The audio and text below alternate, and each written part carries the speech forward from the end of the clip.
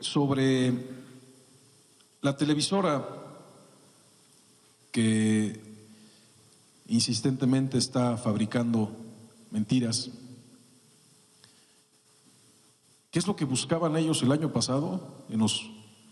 Nos contactaron, convenios y contratos por 2.350 millones de pesos. 2.350 millones de pesos. En distintos rubros, seguros, internet y varias cosas. Desde luego que un gobierno no puede estar sujeto a los intereses de una empresa. Esas épocas del neoliberalismo se acabaron, donde el poder económico estaba sobre el poder público. Y bueno, yo les pregunto a ustedes que están aquí hoy con nosotros, ¿cuántos de ustedes tienen un convenio por 60 millones de pesos para darle cobertura a las acciones que realiza la administración estatal? A ver, levanten la mano. Ninguno. Esa era su pretensión. Y nos dijeron, es que con el PAN eso nos daban, Con el PAN en Puebla eso les daban. Hace unos meses el Instituto Nacional de Estadística de México, el INEGI, publicaba una encuesta de percepción sobre la seguridad pública. Los datos son amplios, con clasificación por estados y una comparativa con los resultados de los años previos, pero lo que nos interesa hoy es un detalle en particular. Entre los delitos comunes, la extorsión ocupó en 2024 en México el tercer lugar, solo por detrás del fraude y el robo. Partiendo de este dato y tratándose de un país de 130 millones de habitantes, asumimos que todos y cada uno de los mexicanos conocen, puede que incluso en carne propia, lo que es la extorsión. Cualquiera que haya montado un puestito de comida o de flores en algún lugar complicado o no tan complicado sabe lo que es pagar el derecho de piso. La mafia o los caciques locales imponen un impuesto ilegal a los comerciantes a cambio de su permiso para trabajar en esa zona tranquilamente. Si no puedes pagar, mala suerte, te amenazan con prender fuego el local o secuestrar a un familiar o incluso con asesinarte. Así es como opera la mafia. Te cobra teóricamente para protegerte, pero de quien te protege es básicamente de sí misma.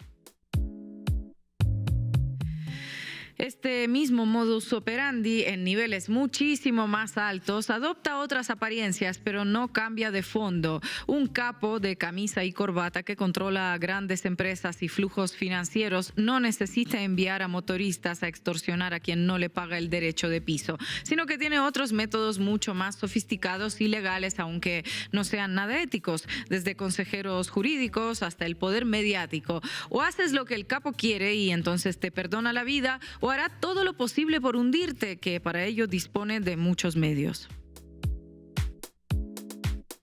Y me preguntarán, ¿a qué viene toda esta explicación de cómo operan la mafia y los capos, grandes o pequeños? Bueno, les cuento.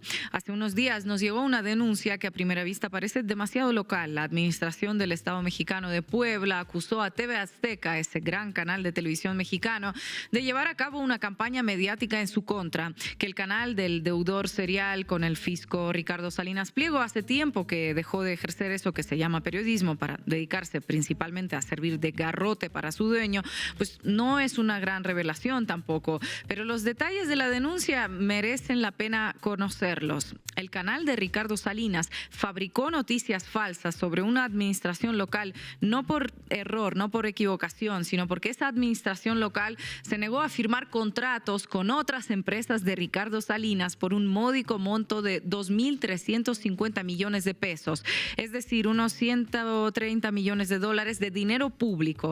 Así cual Señor de los Anillos, tenemos a un empresario multimillonario con intereses en infinidad de sectores que concentró en sus manos todo un aparato de empresas de distintos rubros que entre sí se hacen pequeños favorcitos. Luego, pues la extorsión termina en el top 3 de los delitos en el país. Vaya usted a saber por qué. Y les diré por qué. Pues porque si no quieres pagar el servicio de limpieza propiedad de Ricardo Salinas, vendrá el servicio de contaminación propiedad de Ricardo Salinas para convencerte de lo necesario que es el servicio de limpieza propiedad de Ricardo Salinas.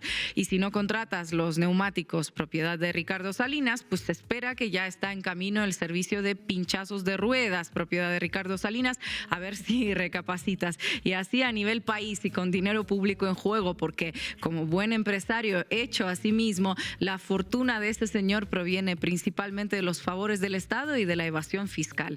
La vieja historia ya clásica de los múltiples millonarios que pueblan esta región, pues y muchas otras. El Estado es maravilloso siempre que me beneficia, pero la encarnación misma de Lucifer cuando me pide que cumpla con mis obligaciones y con la ley.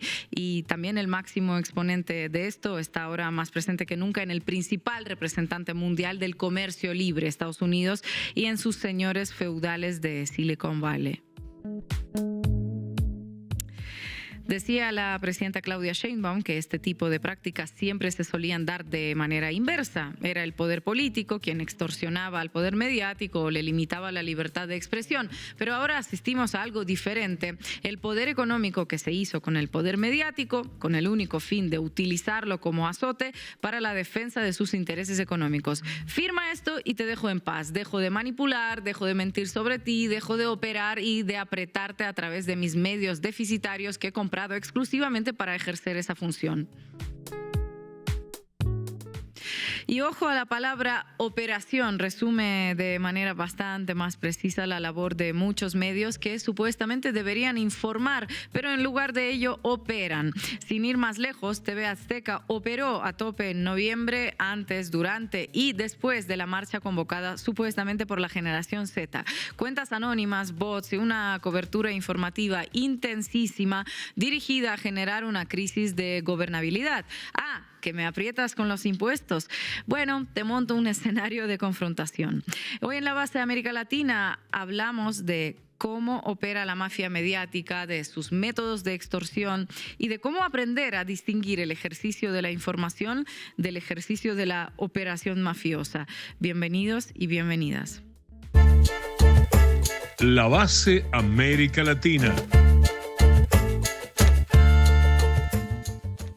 Una pequeña denuncia del gobierno de Puebla sobre una extorsión por parte de las empresas de Ricardo Salinas Pliego que revela algo mucho más grande y me da miedo decirlo, quizás incluso sistemático, ¿no? A nivel país. Marco Teruggi, tú que has estudiado eso, ¿qué nos traes? Podría ser un modus operandi de cómo algunos medios fijan su línea editorial según sus negocios y cuando no hay negocios entonces cambian de línea editorial. Lo vamos a explicar punto por punto por qué no le dieron sus negocios y qué tipo de cobertura hace, pero también la situación legal de Salinas Pliego con respecto a sus impuestos, que está con el reloj de arena que ya le quedan apenitas granitos antes de que tengan que pagar una deuda que es muy pero muy alta.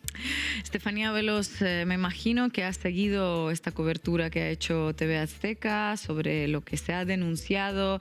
¿Cómo lo has visto?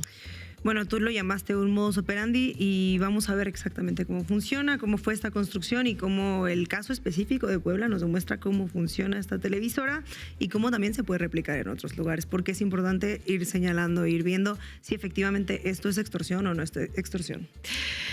Y hoy también para analizar lo que pasa en este sector mediático, vamos a hablar con un periodista que tiene muchísimos años de experiencia, muchos años de trabajo en varios medios grandes y más pequeños de México, Rafael Ocampo, que también es amigo de La Base América Latina. Vamos a arrancar, Juanma.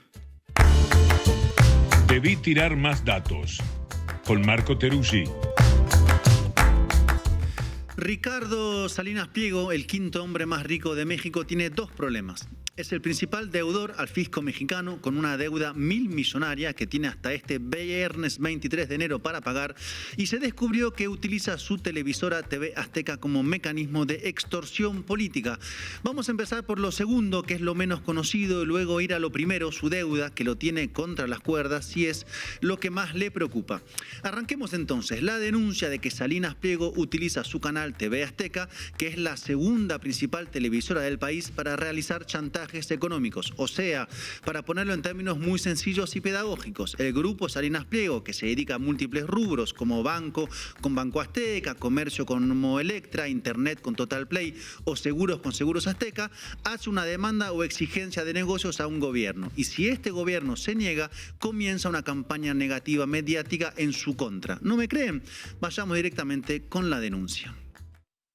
¿Qué es lo que buscaban ellos el año pasado? Nos contactaron, convenios y contratos por 2.350 millones de pesos. Ese es su dolor. Ese es el rencor con el que hoy están fabricando mentiras para atacar a la administración del gobernador Armenta. 2.350 millones de pesos. En distintos rubros, ¿cuántos de ustedes tienen un convenio por 60 millones de pesos para darle apertura a las acciones que realiza la administración estatal? A ver, levanten la mano. Ninguno. Esa era su pretensión. Y nos dijeron, es que con el PAN eso nos daban, Con el PAN en Puebla eso les daban. Bueno, como lo oyeron, según la denuncia del gobierno de Puebla, presidido por Alejandro Armenta, el grupo Salinas Pliego buscaba contratos por 2.350 millones de pesos para varias de sus empresas. Y como no obtuvo lo que quería, bueno, entonces comenzó una campaña contra el gobierno a través de su televisora como forma de extorsión para que finalmente el gobierno cediera. En síntesis, no me das lo que quiero, pues entonces te ataco mediáticamente. Básicamente lo que se llama una extorsión o un chantaje. Que puesto al revés sería, si me das lo que te pido, entonces hablo bien de ti y así, querida audiencia, es como algunos medios, en este caso TV Azteca, construyen sus líneas editoriales, pero espérense a mi sección porque tengo unas perlitas para que vean los materiales televisivos con los que hacen esto. Se viene interesante esa sección, pero déjenme retomar algo que dice el gobierno de Puebla en la denuncia, que antes con el partido Acción Nacional sí le daban los negocios que pedía el grupo Salinas. Tanto es así que a lo largo de casi 2 décadas, 5 gobernadores de Puebla canalizaron recursos públicos vinculados a Salinas Pliego por cerca de 1.145 millones de pesos, una módica suma. La relación inició con el gobernador del PRI, Mario Marín Torres, en 2005, conocido como el Gober Precioso, quien ahora está preso. Y quien más le aportó fue efectivamente el gobernador del PAN, Rafael Moreno Valle, quien gobernó entre 2011 y 2017 y le aportó también la módica suma de casi 760 millones de pesos. Nada. ¿Y a qué empresas del Grupo Salinas iba ese dinero? A varias, a contratos, a TV Azteca, claro está, iniciativas como la llamada Ciudad de las Ideas, financiamientos a proyectos culturales como la Constancia Mexicana o la Orquesta Esperanza Azteca, según la información recopilada por varios medios de investigación durante esos años. Aquellos buenos tiempos en que el dinero fluía a las arcas del Grupo Salinas sin necesidad de extorsionar a nadie con TV Azteca. Televisora que nunca está de más recordarlo, fue adquirida por Salinas Pliego en 1993 gracias a un préstamo de 29,7 millones de dólares hecho por Raúl Salinas de Gortari, que era el hermano de ¿quién? Del presidente Carlos Salinas de Gortari. O sea que el hermano del entonces presidente le prestó dinero a Salinas Pliego para que éste comprara la televisora que privatizaba el Estado. Total normalidad y transparencia. Y adivinen, Raúl Salinas de Gortari, que por cierto terminó preso, dijo que Salinas Pliego nunca le devolvió el dinero. Bueno, visto así, nos sorprende que TV Azteca, que nació manchada por una denuncia de corrupción del más alto nivel, sea ahora utilizada por Salinas Pliego como un instrumento de extorsión y chantaje. Y en este caso de la denuncia del gobierno de Puebla ante el intento de chantaje que está haciendo Salinas Pliego a través de TV Azteca, el tema llegó hasta la conferencia mañanera donde la presidenta se pronunció al respecto. Pues se explica por sí solo. No hay mucho que decir. Hay quien hace eso, medios. Si no nos apoyas, pues entonces te vamos a estar golpeando. Pues mejor que golpeen, ¿no? Mediáticamente hablando, obviamente. Pero es interesante porque normalmente se dice que eso pasa desde el gobierno hacia los medios, ¿no? No publiques esto, no mueve a este conductor, que eran las prácticas del pasado, que nosotros no las hacemos. Quieren hablar, que hablen. Aquí tenemos el espacio de debate público, pero al revés, sí pasa. Si no nos apoyas, pues entonces vamos a estar hablando mal de ti. Sí llega a pasar. Quieren hablar, que hablen. Y les decía al iniciar la sección que Salinas Pliego tiene dos problemas. Uno es este mismo que estamos contando acá, que revela cómo TV Azteca funciona en algunos casos como un mecanismo de chantaje, que ojo, no es la primera vez que lo hace, solo que ahora está saliendo a la luz pública de esta manera. Y como bien decía Estefanía, así es como muchos medios construyen sus líneas editoriales en base a sus negocios, porque finalmente sus medios son un instrumento de presión para conseguir negocios. Y el otro problema de Salinas Pliego es su inmensa deuda con el fisco mexicano. ¿Me ayudarían a recapitular esa deuda, por favor? Cómo no, Marco Terussi. Resulta que Salinas Pliego, el señor extorsionador que acabamos de ver, tiene deudas por el impuesto sobre la renta de los años 2008, 2009, 2010, 2011, 2012 y 2013, según el Servicio de Administración Tributaria. Una deuda que confirmaron primero los tribunales colegiados del Poder Judicial de la Nación y que el año pasado la Suprema Corte de Justicia Nacional confirmó, desechando los recursos presentados por los abogados de Salinas Pliego. En pocas palabras, que Salinas Pliego tiene que pagar lo que debe como cualquier ciudadano y no ser migajero, como diría nuestra compañera Estefanía. ¿Y saben hasta cuándo tiene Salinas Pliego para pagar? Este viernes, sí, dentro de 3 días, a partir de hoy, martes 20 de enero. Saber si nos podría dar más detalles sobre las fechas límite que tiene el empresario Salinas Pliego para liquidar los impuestos que le debe al pueblo de México, saber cuánto es lo que tiene que pagar ya con el descuento que le corresponde de ley y bueno, eso sería primero. ¿Quieres comentar las fechas de hasta qué fecha tiene para comunicarse con el SAT?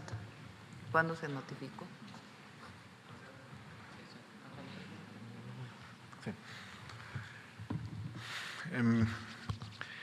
Se enviaron los requerimientos de cobro, se enviaron el viernes 9 de enero y se notificó el jueves pasado.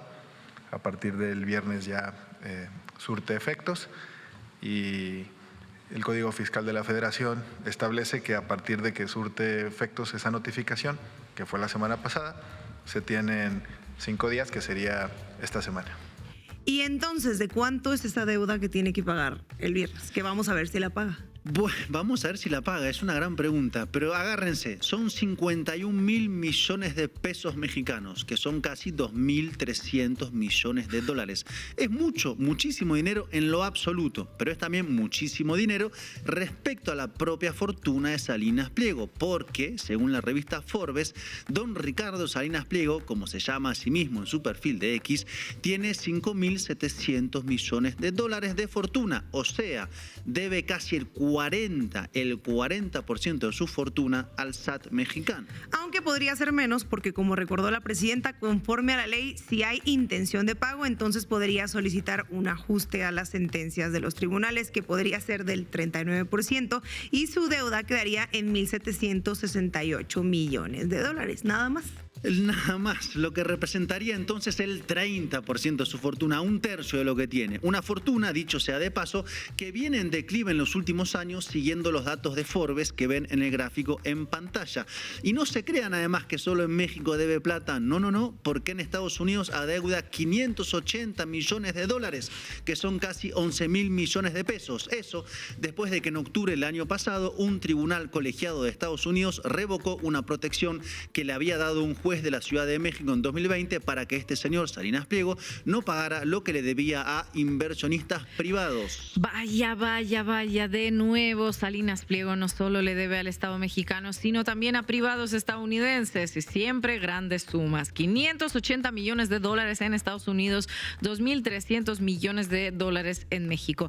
¿Y qué dice el millonario ante esta situación? Bueno, lógicamente juega la carta de la víctima de persecución política. Y como no le funciona dentro de México, donde perdió su negocio en el Poder Judicial luego de la reforma que hubo a ese poder de la justicia, entonces decidió irse este mes de enero a los Estados Unidos de América y fue ante la Comisión Interamericana de Derechos Humanos para quejarse ante el relator especial para la libertad de expresión del organismo regional sobre una persecución política en su contra iniciada en 2023. Una persecución, según Salinas Pliego, que vendría del Estado mexicano que le restringe su libertad de expresión y su participación en este debate público. O sea que básicamente se hizo la víctima. Imagínense este señor acusado por evasión de impuestos nacionales y por extorsión mediática a un gobierno regional, va a Estados Unidos a decir que lo persiguen y que no lo dejan hablar. Y además de su visita a la CIDH, diciendo eso que dijo, Salinas Pliego se habría reunido en Washington con el secretario del Tesoro de Estados Unidos, Scott Bessent. Digo se habría reunido porque no hay ninguna foto. Una reunión con el secretario del Tesoro de Estados Unidos sin ninguna foto ni comunicado de la contraparte. Raro, no lo sé, Rick. Y esto decía Salinas Pliego en las afueras de donde habría sido la presunta reunión. Pues es muy interesante platicar con el secretario del Tesoro porque tiene a su cargo una organización muy importante, ¿no? Es la Tesorería de los Estados Unidos, es como el secretario de Hacienda de Estados Unidos. Y entonces le platiqué de todo lo que hacemos en Banco Azteca y en Grupo Salinas, que pagamos la mitad de todas las remesas que llegan a México, la mitad de las remesas las pagamos en Electra. Es mucho. Y le platiqué que tenemos un banco que es el octavo banco más grande del país, que tiene 22 millones de clientes. También le platiqué que tenemos la compañía número 1 de motos, que hace 5 millones de motos al año, y la número 2 de telecomunicaciones, la Total Play. Entonces le di como un background de lo que hacemos nosotros y por qué estamos tan preocupados del rumbo que lleva nuestro país, porque la verdad es que no vemos que vamos por un buen rumbo económico. Definitivamente voy a cancelar Total Play. En fin, vimos a Salinas Pliego entrevistado por su propia televisora y nadie más. ¿Vieron ese meme que dice Salinas Pliego entrevistando a Salinas Pliego sobre Salinas Pliego? Bueno, literalmente. Lo bueno de ser un millonario con televisora propia, comprada por el Estado, con un préstamo del hermano del presidente, es que te puedes entrevistar cuando tú quieras. Y bueno, según dijo, le habló a Scott Bessent de remesas, de Electra, del Banco Azteca, de motos, de telecomunicaciones, de su background, pero como que olvidó contarle también de sus deudas, ¿no? Tanto las que tiene en México como las que tiene en Estados Unidos. Claro, Salinas Pliego está vendiéndose como posible candidato presidencial, algo con lo que viene coqueteando desde el año pasado. En eso ahí tiene sentido. Incluso el PAN, que le daba tanto dinero cuando gobernaba Puebla, pues lo planteó como posible candidato presidencial en el mes de noviembre. Entonces, ahora empieza a moverse en Estados Unidos a ver si logra convencer a alguien. Y siguiendo con Estados Unidos, Salinas Pliego también le habría dicho a Bessent que está preocupado por el rumbo de México. Imagínense esto que está pasando. El Estado quiere cobrar impuestos. ¡Horror! Pero en cambio le parece sí que con Trump las cosas están buenísimas. Me voy con optimismo porque aquí con el gobierno de Trump hay un nuevo aire político donde se respira más libertad. Y eso es lo más importante.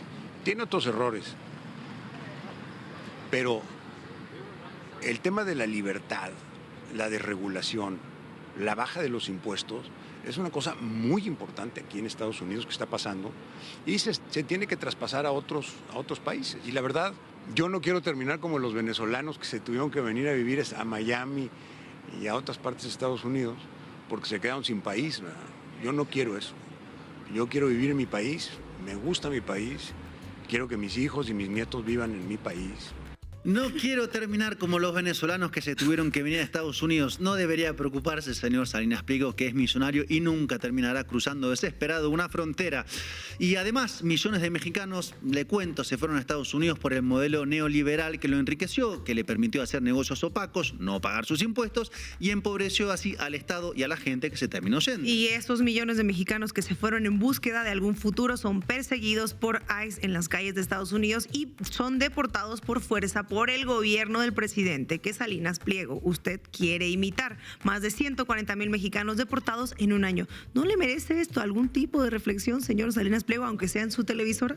Empatía de millonario no suele funcionar. Por el momento, antes que representar a quien sea, Salinas Pliego debe pagar sus impuestos. Y la fecha vence este viernes 23 de enero. ¿Qué va a hacer? Lo sabremos pronto. Lo que queda claro es que el millonario mexicano que postea frases con aspiraciones de ser Javier Milei no encarna la meritocracia que defiende, sino un esquema de negocios y enriquecimiento marcado por denuncias de corrupción. Desde la compra de TV Azteca con favores presidenciales, como no, hasta la utilización de sus pantallas para atacar a quienes no le dan el dinero que pide, según la denuncia del gobierno de Puebla. Hora de pagar, Salinas Pliego, al reloj de arena le queda muy poquito. Le queda muy poquito, lo veremos en cuestión de días si paga o no y qué hace en caso de decidir no pagar. Gracias, compañero. No tenemos nada en contra de TV Azteca ni en contra de ningún medio de comunicación. Cuando utilizan su medio para decir una mentira en el ejercicio pleno al derecho de las audiencias, tenemos que decir la verdad, el derecho de réplica. Entonces, lamentamos mucho que esta empresa, resultado de una negociación fallida que quiso hacer con nosotros de esa dimensión brutal,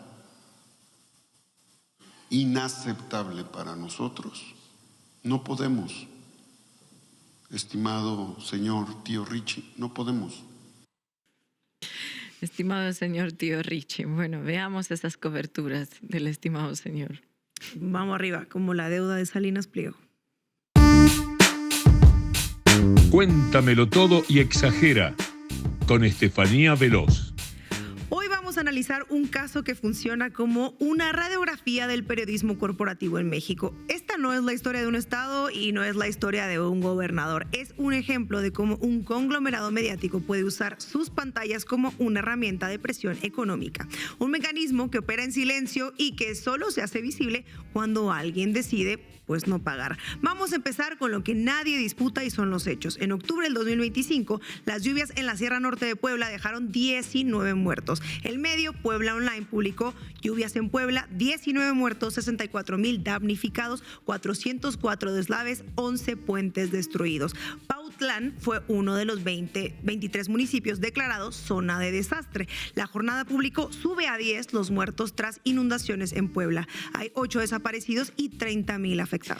Bueno, esto es un hecho. Llovió fuertemente, la lluvia destruyó casas y afectó familias. La pregunta es, ¿qué pasó después? ¿Cómo cubrieron esto los medios? Bueno, Milenio reportó que había 13 muertos iniciales y la declaratoria de emergencia, y que los municipios prioritarios, incluyendo Pautlán, estaban incomunicados. N+, Televisa y Univisión reportaron la declaratoria del desastre natural y las acciones de reconstrucción. También la falta de conectividad en la zona debido a la destrucción de carreteras, lo que impedía el acceso a la ayuda de la población. Cómo esta carretera, que es uno de los accesos principales a Pahuatlán, está completamente destruida. Está trozada por este enorme deslave que se presentó los últimos días aquí en la Sierra Norte de Puebla, y que es un deslave, podría decirte, de más de 300 metros de profundidad. La tierra, las rocas se llevaron por completo los dos carriles de la cinta asfáltica, y por supuesto que no hay comunicación. Después también informó que iniciaban ya los envíos de maquinaria por parte del gobierno federal para la rehabilitación de los hogares. Y luego vino la reconstrucción. La Jornada del Oriente documentó que el gobierno obtuvo 7.4 hectáreas para reconstruir 814 viviendas en Pautlán y otros municipios. Lo publicó con este titular: gobierno estatal obtiene 7.4 hectáreas para reconstruir viviendas afectadas por lluvias en la Sierra Norte. Bueno, veo que ninguno de estos medios que acabas de enumerar reportó un abandono sistemático del gobierno federal a la población ante los desastres, ¿no? Claro, también lo noté, o sea que la narrativa de gobierno que abandona a los damnificados no apareció en la cobertura general. Bueno, si quieren vamos a ver un poco de esta cobertura y unos clips de los noticieros que informaron sobre este lamentable suceso durante el mes de octubre, y todos estos son alrededor del mismo día que habían sucedido las lluvias o la misma semana. Juan Carlos, muy buenas tardes. Te saludo este día desde el municipio de Pahuatlán, uno de los más afectados aquí en la Sierra Norte del estado de Puebla, y que literalmente a estas horas permanece incomunicado debido a los derrumbes ocasionados por las recientes lluvias. Llegar aquí nos costó más o menos 5 horas, cuando en realidad este municipio se ubica a alrededor de 3 horas desde la capital poblana. ¿Y por qué? Porque la carretera principal ha colapsado y literalmente ha caído hacia el barranco. El temor entre los habitantes es latente, pues saben que el cerro podría venirse abajo en cualquier momento. En la madrugada tronó abajo en el río, tronó muy fuerte. Por aquí estaba una capilla grande que se hacía la fiesta cada año, pero desgraciadamente se fue el deslave para abajo. Bueno, viendo la cobertura, sin duda son evidentes las afectaciones para la población, más unas horas después de sucedido, ¿no? Y durante esa semana, el medio Aristegui Noticias reportó que los habitantes estaban solicitando más ayuda del gobierno porque, según dice el reportaje, carecían de acceso a agua y alimentos para las próximas semanas porque estaban incomunicados, como vieron después del derrumbe. Después se fueron informando los datos y avances sobre la reconstrucción. Por ejemplo, en noviembre, unas semanas después del desastre natural, fueron liberados 80 tramos carreteros y se rehabilitaron 3 puentes estratégicos. Pero aquí es donde el caso se vuelve interesante, porque el 22 de diciembre del 2025, a más de 2 meses de las lluvias, TV Azteca Puebla transmitió un reportaje en Hechos Puebla sobre una familia damnificada en Pautlán, el municipio que vieron en los otros reportajes, el que quedó incomunicado. Vamos ahora a retomar un tema al cual le hemos venido dando seguimiento ya desde hace algunas semanas, y es que mire, a más de 2 meses de las lluvias torrenciales que cayeron en Pahuatlán, hay pobladores que no tienen todavía dónde vivir. El esfuerzo de toda una vida quedó sepultado entre lodo y escombros, se lo llevó la corriente, y hasta la fecha el gobierno que encabeza Alejandro Armenta no ha ayudado a esos poblanos. Ya no tengo mi casa. Que no tengo dónde vivir, pero no sé, no tengo nada de una dinero para comprar algo.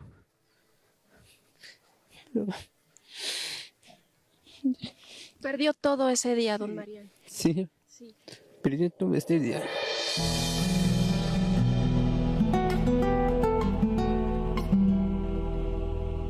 El problema de don Mariano y su familia es la brecha del idioma, pues su lengua natal es el otomí, así que con apoyo de algunos familiares se comunican y buscan apoyo de las autoridades, ayuda que no ha llegado por parte del gobierno del estado, que encabeza Alejandro Armenta Mier.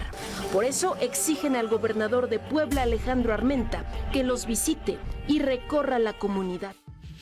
En el reportaje vemos a Mariano Ciénega en Pahuatlán, identificado como el afectado. Observen el encuadre, imágenes de destrucción, tono de denuncia y la selección de las declaraciones. El mensaje implícito es que esta familia no recibió ningún apoyo. No lo dice textualmente, pero el encuadre te lleva pues a esa conclusión. Bueno, y esa es la diferencia entre decir algo directamente y hacerte creer que algo así se dijo, ¿no? Un buen encuadre hace que el espectador sienta que llegó por su cuenta a la conclusión, cuando en realidad, bueno, pues llegó ahí por todas las decisiones editoriales que se habían tomado en la redacción. Exacto, y por eso lo que voy a mostrar ahora es tan importante, porque existe otro video donde aparece la misma persona, Mariano Ciénega, diciendo algo completamente diferente a lo que vimos en el reportaje.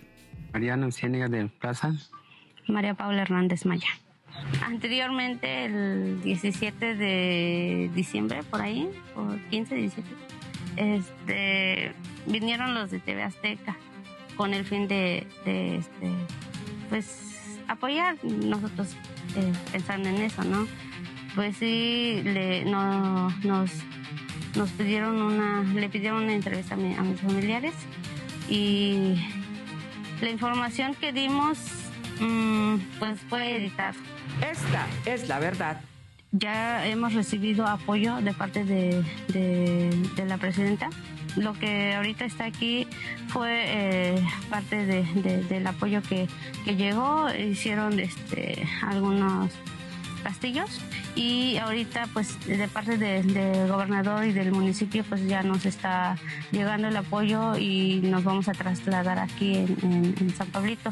Entonces ahí sí fue manipulado la información, cortaron, recortaron, pues ahora sí que lo que les convino pues fue el mensaje que dieron. Bueno, entiendo que este vídeo que acabas de mostrarnos fue difundido por el detector de mentiras del Estado de Puebla, ¿no? Una sección similar a la que tiene el gobierno federal para desmentir noticias falsas, ¿no? Así es, en el video se ve a Mariano Ciénega y a su familia que dicen que TV Azteca básicamente los engañó y que afirman cuando los entrevistaron hablaron del apoyo que recibieron del gobierno federal, estatal y municipal, pero que la televisora editó y recortó sus declaraciones para que pareciera que estaban denunciando pues el abandono. En sus palabras, TV Azteca utilizó las declaraciones, las malversó y mintió. Para. Tenemos a la misma persona diciendo dos cosas opuestas en dos videos. Uno de los dos mienten y spoiler, creo que ya sabemos quién es. Surge una pregunta inocente quizá, ¿por qué razón TV Azteca habría fabricado el relato del abandono, editando declaraciones de gente que ha sido a todas luces víctima de un desastre natural? Y también surge otra pregunta más, Sina, permíteme agregarla. Ante las dudas sobre las personas que dicen que el gobierno quizá fue convenciendo a la familia de retractarse. Pero ¿cómo respondemos a estas dos preguntas? Pues analizando qué versión es consistente con el resto de la evidencia, y ahí es donde este caso se vuelve pues extraordinario y por eso estamos hablando de él, porque existe documentación anterior al reportaje. Este es un comunicado publicado por José Tomé Cabrera, entonces coordinador de comunicación del gobierno de Puebla, el 27 de octubre del 2025. Lean la fecha, el 27 de octubre. El reportaje de Paguatlán se transmitió el 22 de diciembre, casi 2 meses después. El comunicado dice textualmente: lamentamos la campaña de denostaciones, mentiras y desinformación lanzada por TV Azteca en Puebla. La razón de esta campaña es el interés de la empresa en acceder a un convenio de publicidad y a diversos contratos onerosos para Puebla. O sea que en octubre, antes del reportaje de diciembre, el gobierno ya estaba diciendo públicamente que los ataques de TV Azteca tenían una motivación económica. Bueno, es lo que parece, ¿no? En octubre ya estaban avisando que estos tipos iban a seguir inventando cosas porque, bueno, quieren que les paguen, quieren esos contratos. Y casualmente 2 meses después, en diciembre, aparece el reportaje desde Paguatlán, donde, según la propia familia, sus palabras fueron alteradas, editadas. El comunicado, pues, funciona como una suerte de profecía autocumplida. Y eso cambia todo en realidad, porque si la acusación fuera reactiva, nos atacaron y ahora decimos que es por dinero, pues sería sospechoso. Pero si ya lo habían denunciado antes del reportaje más controvertido, entonces el reportaje confirma un patrón previamente identificado. Y como les contaba, el 12 de enero de 2026, el gobierno de Puebla reveló las cifras específicas de lo que el Grupo Salinas había solicitado: 2.350 millones de pesos, que incluían difusión y publicidad por 60 millones, contratos de seguros, servicios de internet y telefonía de Total Play, e incluso la inclusión de Banco Azteca para concentrar los pagos de la administración. Sí, de hecho, La Jornada publicó una nota donde informó que Puebla rechazaba el convenio publicitario de TV Azteca por 2.350 millones de pesos. Momento, estamos hablando de que no es solo publicidad, es un paquete que incluye seguros, telecomunicaciones y hasta servicios bancarios, ¿no? Esto en términos coloquiales se llama el combo completo. Imagina que llega alguien a su negocio y les dice: págame por protección, pero además cómprame los seguros, contrata mi internet y de paso usa mi banco para todas las transacciones, y bueno, si no aceptas todo el paquete, prepárate para lo que se viene. Eso suena a extorsión, lo mires por donde lo mires. Y el coordinador del gabinete, García Parra, usó un término muy específico que se llama cobro de piso mediático. Es como un cobro de piso lo que algunos medios pretenden. En México, cobro de piso es lo que hace el crimen organizado: págame cada semana o atendete a las consecuencias. Solo que aquí el daño no es físico, es reputacional. No te queman el negocio, te queman la imagen pública, lo que resulta invariablemente en un desempeño electoral. ¿Y TV Azteca qué dijo sobre estas cifras? Obviamente respondió desde su misma televisora y de hecho lo hizo el 15 de enero del 2026. Mire, ayer por la tarde el jefe del gabinete del gobierno del estado de Puebla, José Luis García Parra, hizo la siguiente declaración. Escuche, por favor. Consejería Jurídica del Gobierno del Estado está integrando una carpeta para tomar la decisión. Se va a valorar si se procede o no legalmente. Bueno, pues en un hecho inédito y en respuesta al acoso sistemático del gobierno de Alejandro Armenta, de cual hemos sido víctimas tanto TV Azteca como quienes colaboramos en esta empresa, denunciamos públicamente una operación orquestada sin precedente hacia nuestro personal por medio del acoso, amenazas y hostigamiento. Todo esto a través de una campaña de desprestigio hacia nuestra labor informativa, compromiso con usted. Compromiso con usted. Habla de acoso sistemático, de operación orquestada sin precedentes, de amenazas y hostigamiento hacia nuestra labor informativa. Pero bueno, en ningún momento dice que la cifra esa de 2.350 millones de pesos es falsa. Nosotros nunca propusimos ni buscamos esos convenios. No lo dijo y tampoco en ningún momento dice. El reportaje de Pahuatlán refleja fielmente lo que la familia Ciénega nos dijo, o incluso decir que van a publicar el reportaje completo sin cortes. Eso no pasó en esta explicación. Entonces, no refutan ninguna de las acusaciones específicas. Si alguien te acusa de pedir 2.350 millones y la acusación es falsa, lo primero que haces es negarlo con contundencia. Digo yo, presentás documentos, correos, lo que sea. El silencio sobre los números específicos y pesa. Pero a ver, quiero que volvamos a ver esta respuesta. Vamos a detenernos un segundo en algo. Vamos a escuchar esto, por favor. Mire, los mexicanos no podemos permitir que los gobiernos utilicen el aparato del Estado contra quienes alzamos la voz y trabajamos para exhibir los excesos de los funcionarios. Perdón, pero estoy teniendo un flashback, compañera. Esta declaración me recuerda a algo. ¿Qué será? Fíjate que a mí también me recuerda a algo. Justo pensaba eso. No sé si será esto. Víctimas tanto TV hasta... ¿Para qué pagamos impuestos? ¿Para qué tenemos elecciones? ¿Para qué tenemos 3 poderes? ¿Para qué tanto gobierno cuando no hay autoridad? Se necesita aceptar y valorar la crítica con libertad. Esto también me lleva a agradecerle a Ricardo Salinas Pliego la oportunidad que surgió hace 30 años de trabajar juntos en un espacio absolutamente libre, donde caben las opiniones divergentes, en muchas ocasiones fuertes, es más ríspidas. El 19 en México, pero sus cifras y sus conferencias ya se volvieron irrelevantes. Es más, se lo decimos con todas sus palabras, ya no haga caso a Hugo López-Gatell. Ya sabía que me sonaba de algo, es el famoso te atacan como empresarios y se defienden como medios de comunicación.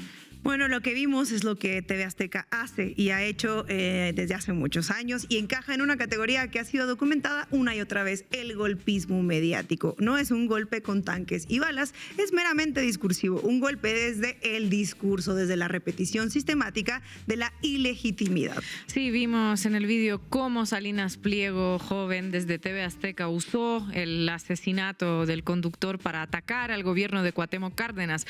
El patrón es el mismo, un evento real se convierte en vehículo, se instrumentaliza para pues una narrativa política que sirve a los intereses del dueño del medio. Sí, vimos cómo lo hizo una y otra y otra y otra vez. Y eso es usar una tragedia de trampolín.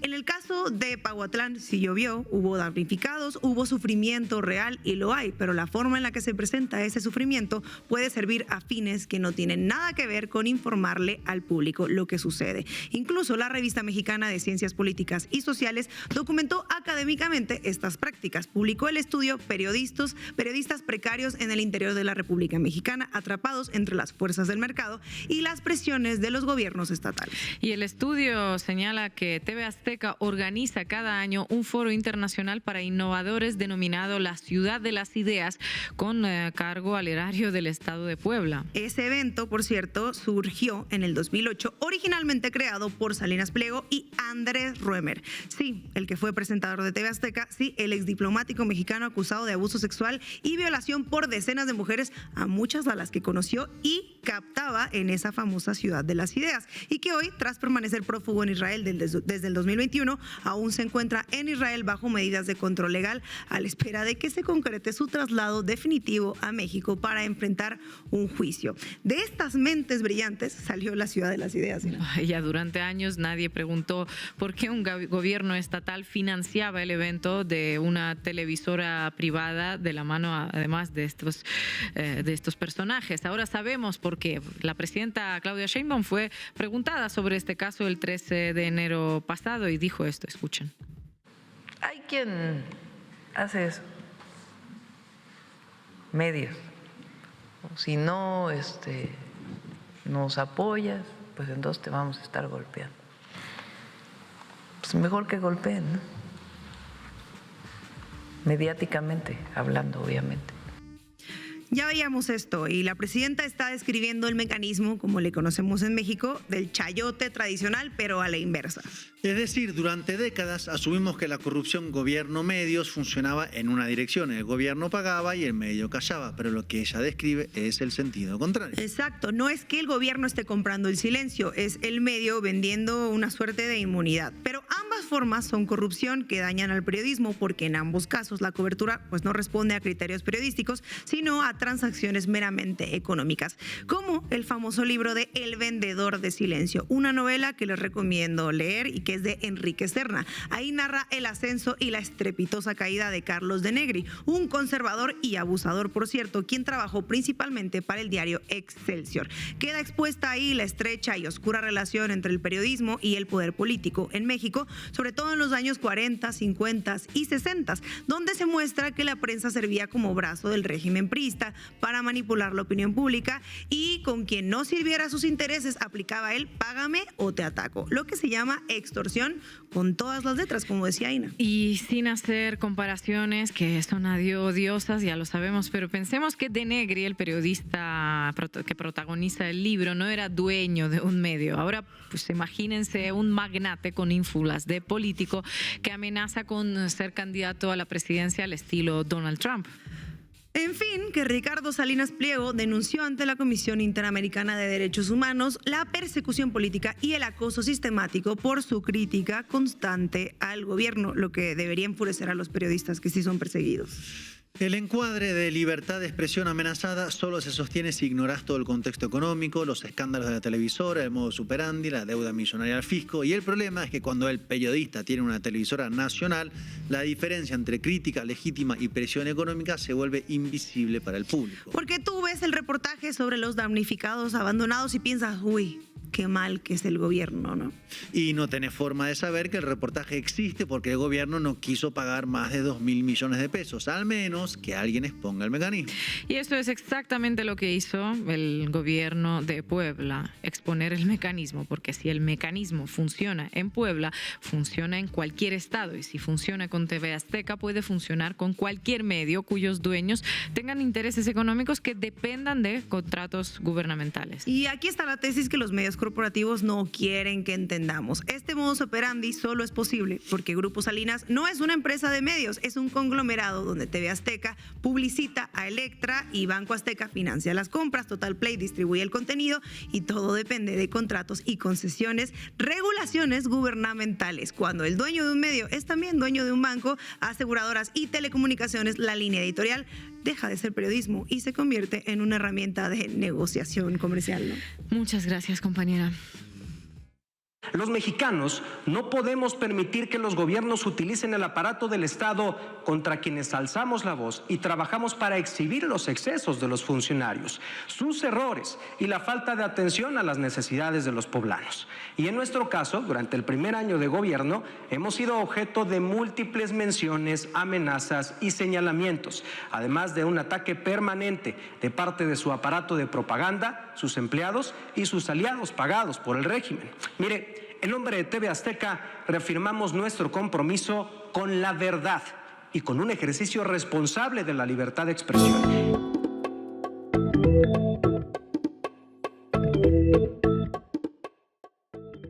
Y hoy en la mesa de análisis tenemos el gusto de que nos acompañe el periodista de una larga trayectoria en México, director de Grupo Animal, Rafael Ocampo, también amigo de la vasta América Latina. Un gusto saludarte, Ina. Rafa, y verte aquí de nuevo. Bienvenido. Ina, Marco, Estefanía, por supuesto. Rafa, sabemos que tú tienes alguna historia personal con Salinas Pliego, pero voy a una pregunta mucho más amplia, esto de lo que se denuncia, ¿no?, acerca del modus operandi operandi de TV Azteca, ¿cuánto de eso es un caso aislado y cuánto de esto constituye pues una manera de actuar de ciertos medios y condicionar, digamos, su línea editorial a financiación, ya sea por parte de estados o por parte de empresariado? Yo creo que es un fenómeno presente porque un mal de los medios en México, habría que empezar por ahí, es estar recurriendo al financiamiento público para sostener pues, su propia actividad, su día a día. Está documentadísimo. Creo que no es necesario ahorita ilustrar, pero hay informes, es un ejercicio que inclusive se hace sobre la mesa. Se le ha preguntado muchas veces a la presidenta Sheinbaum, antes se le preguntó al presidente López Obrador, se sabe lo que se le da a los medios, pero no tiene nada que ver ese ejercicio con el nivel al que lo ha llevado en términos de, yo diría así, de chantaje, de extorsión, este grupo o este personaje. Eso se sabe. Creo que todos los que hemos estado trabajando en estos medios convencionales en México como periodistas, como comunicadores, sabemos de las praxis que tiene este grupo.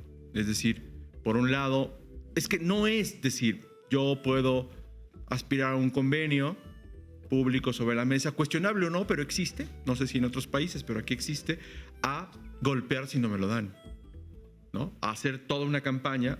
Vamos, lo que estoy diciendo es que es muy documentable, porque además, bueno, alguien decía, uno de mis maestros, es un poco siniestro, los médicos entierran sus errores, los periodistas los publican.